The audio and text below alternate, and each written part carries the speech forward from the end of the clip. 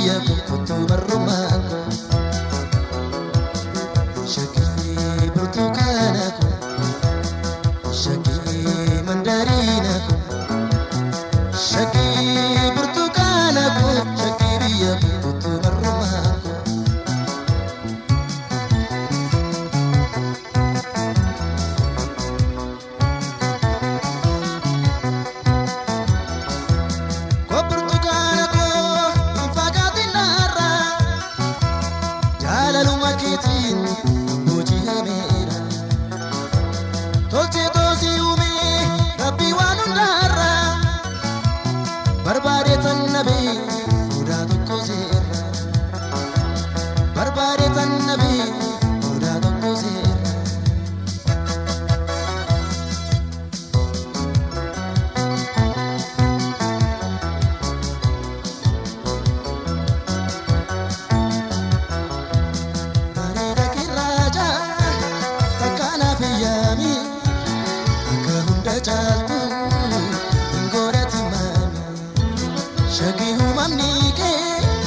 Hodam warajiti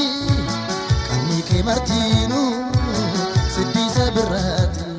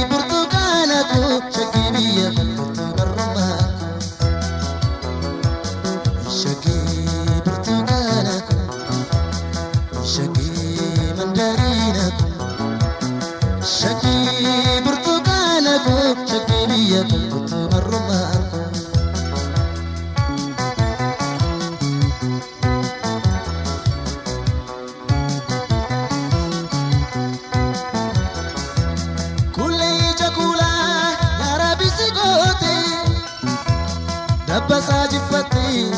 kalkani tote Gonkuma kubamu cognition dubatu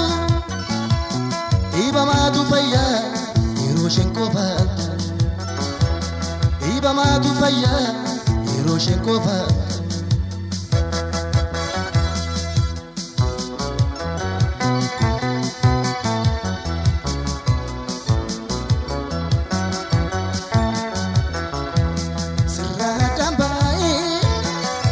Tundandaku jiru jirenyi kos shakina mijabu ega seyetiya kona gamachisi ya jaralake takana unachisi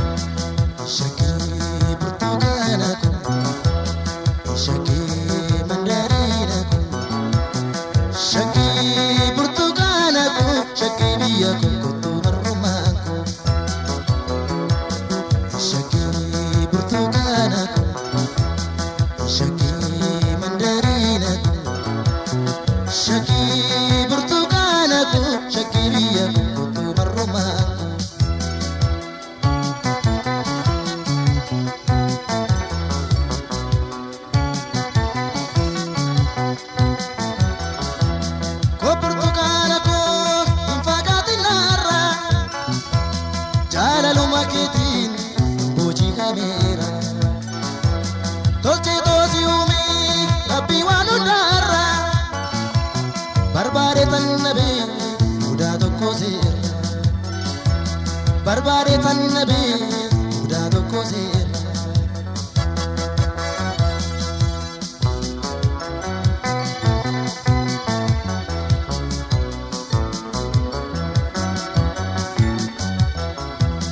Barida kira